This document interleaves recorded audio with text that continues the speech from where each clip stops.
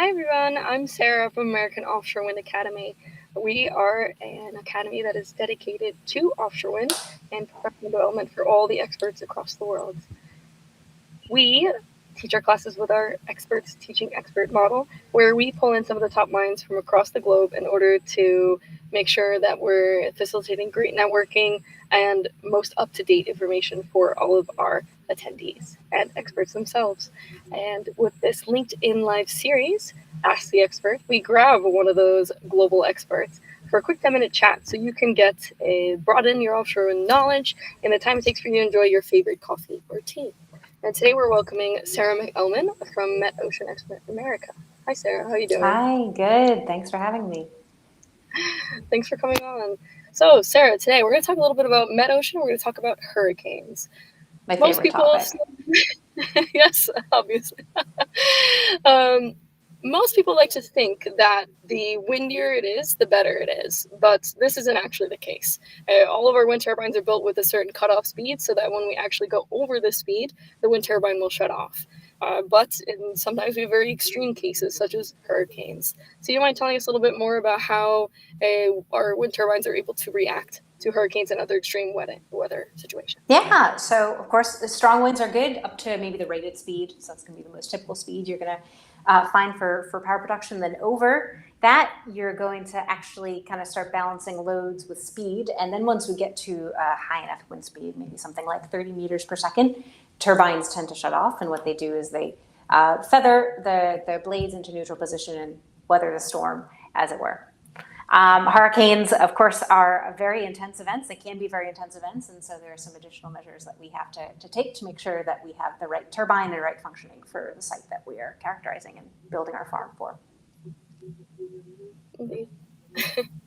And then in terms of how do we actually measure the hurricanes? Yeah, so that's a great question. Um, you know, we only have, say a couple, maybe between 10 to 15 hurricanes that might come onto the Atlantic coast in the Atlantic hurricane season a year.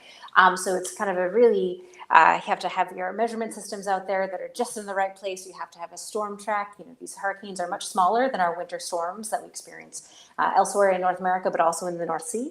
And so it's really a challenge to make sure that we have observations of these storm features. So how do we quantify this? Well, we look at historical risk. So the storms that have passed through in the past, do we have observations of those storms? And if we do, we try to start quantifying what was the speed then, what could the speed possibly have reached during this specific storm, and then how does that sit within our, all the types of extreme winds and all the strong winds that we have at our site to determine what type of storm this is going to be for our project. And how are we physically measuring these? Yeah, so maybe we'll have buoys out in the ocean. They have to be exactly in the right spot to pick up. Maybe we have, very varying winds over the storm itself. And then we have, buoys that are going to be measuring waves that are generated by the storm, even if we don't have high winds.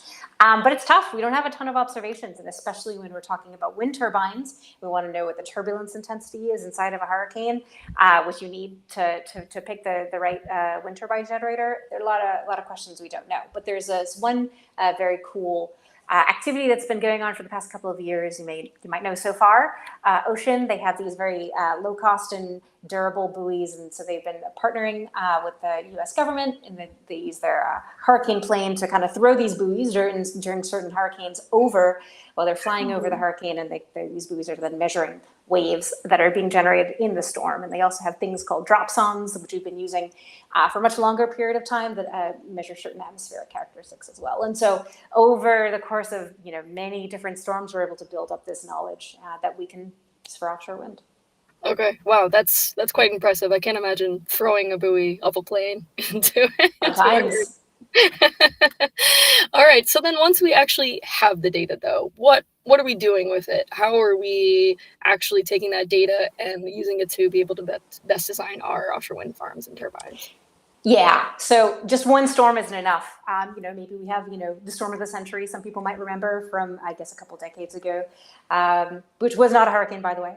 But we have these really big events, and then we're saying, okay, well, how does this compare to all the events that I might experience at this event? I guess I'll say in two phases. We can look at a historical hurricane tracks for our region that we're looking at for building this wind project. And then we also have a Metocean model that is part of the typical design process for offshore wind. And this is normally done by a hindcast. And so we take these very high resolution for certain features, in the same kilometer grid scale of winds. And we kind of start from the data available today and we model backwards maybe 30 to 40 years. And this is the traditional Metocean model. We model winds, waves, currents, water levels on an hourly basis for this hindcast period. And this works really well for the North Sea, which has extratropical cyclones, winter storms, and doesn't have hurricanes. And I find that 30 to 40 years, this is the data that is available for forcing these models. And when we take those methods and we look at the east coast of the United States, maybe 30 to 40 years isn't enough when we're talking about maybe you only get 10 to 15 hurricanes for a season in the Atlantic coast. And so there are other methods that we're starting to incorporate now into design. There's direct numerical modeling of 100 years, maybe of hurricane data that has been reanalyzed, essentially, that is offered, that's kind of started from a joint industry project in the Gulf of Mexico, and that has been kind of taken up and developed more by a company called Ocean Weather.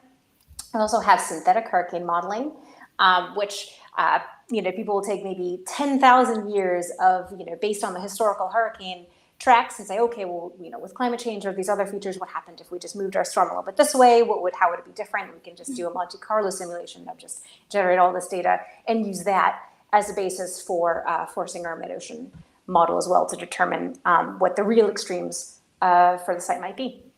Okay. But 30, 40, 50 plus years, offshore wind hasn't been running that long. So where are we pulling all of this data from exactly? Yeah, right. So this is a big project that's coming. It's going to be from your oceanographic institutes. It's going to be from your national weather institutes.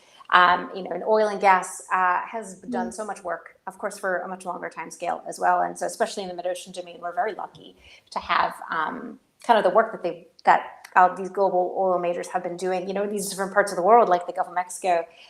Different coastal regions that do definitely get hurricanes. And so it's really a privilege to collaborate with these mid-ocean teams across the world to kind of pool our knowledge to determine what the best practices are. Yeah, it's very important right now with this industry being so new in offshore wind. It's really nice that people collaborate to inter-industry and across the world, et cetera. This is really nice. Yeah, it takes everyone. I think it's a really complex thing to get a handle on. Absolutely. So then moving forward, what do you foresee is the next big steps for us to be able to really nail that hurricane analysis with Metocean?